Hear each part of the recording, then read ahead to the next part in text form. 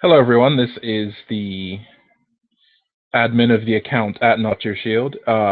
Quick disclaimer, just like my previous rant, all opinions expressed here do not directly represent anyone within the movement of Gamergate or the movement of Not Your Shield as a whole, and are purely my own perspective on a given topic. And any opinions that might apply to individuals, the individuals themselves can voice them, because I'm not here to put words in people's mouths. They can do that themselves. Although I suppose they wouldn't be. Okay, don't worry. Any opinions expressed here are my own and no one else's. Okay, disclaimer. Cool, cool. All right. Um, the topic this time around is something I decided to bring up purely because of the idea of cheap fan service. I've heard this before. You get into a conversation or an argument with someone, they say something along the lines of, "This is cheap fan service. That this has no value. This has no purpose or meaning because it's not well written." For example, easy example is the Dead or Alive games. People say that that's cheap fan service, or you can apply that to other things such as anime, like the ecchi and horror anime genres are cheap fan service.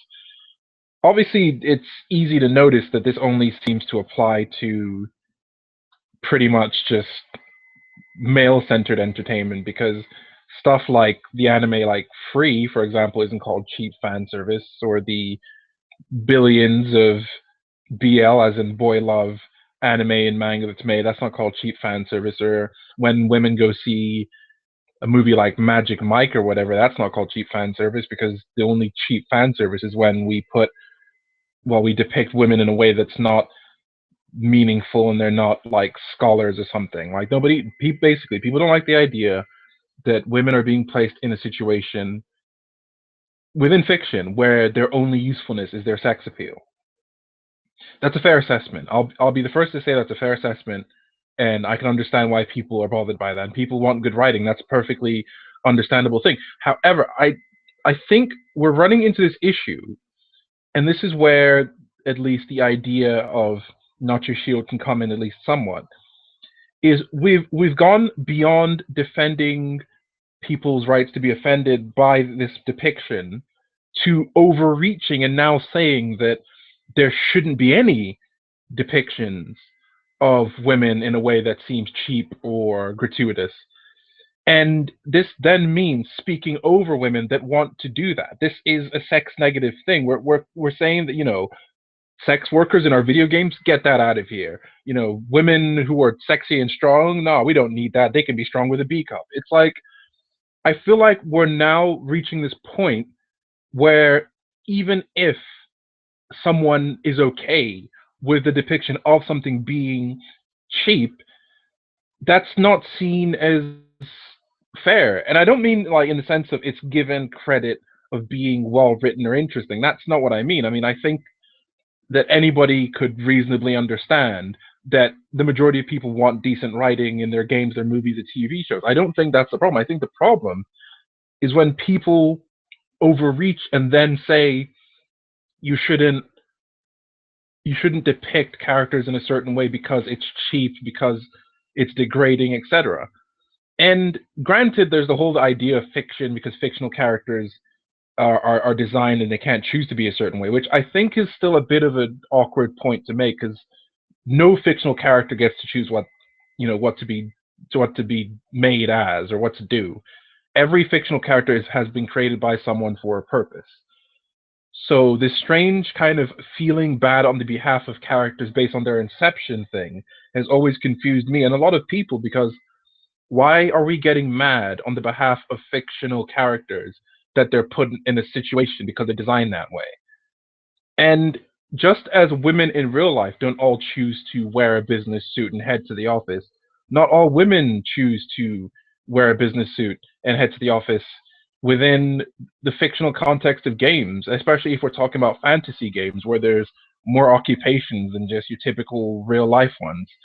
Ninjas, assassins, hitmen, all these kind of things, all these kind of roles, adventurer, dragon slayer, these kind of really exciting and interesting roles that aren't binded by real world standards, and they're not bound by real world subjective ideas regarding what's appropriate. For example, in the real world, you wouldn't have someone go to a job that's in an office wearing a bikini, but but within the context of a game, you can have an adventurer who's wearing nothing but a bikini and still be a respected adventurer within the context of that universe.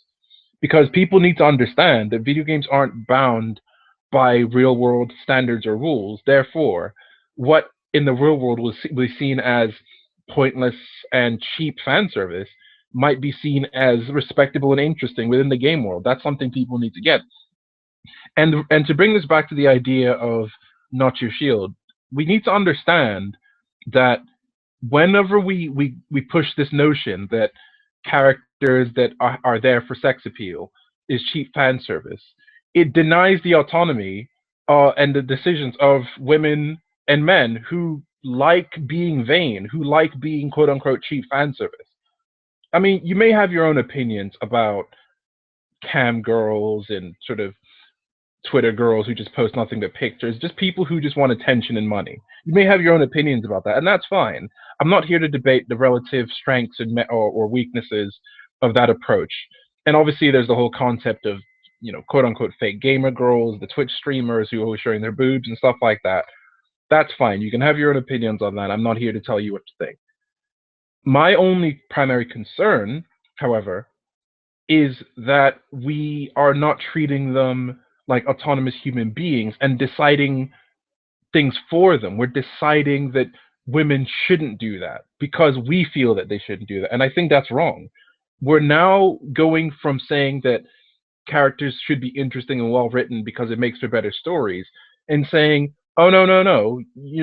How dare you just have your tits hanging out for money? How dare you, degrade yourself for male pleasure?" And it's like, but what if they want to do that?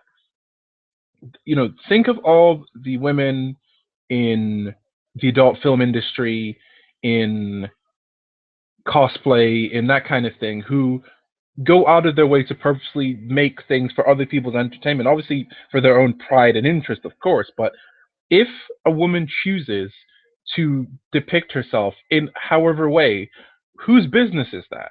You see some people getting so mad about stuff like twerking or whatever, like twerking videos, saying it's so disgusting and wrong how these women degrade themselves.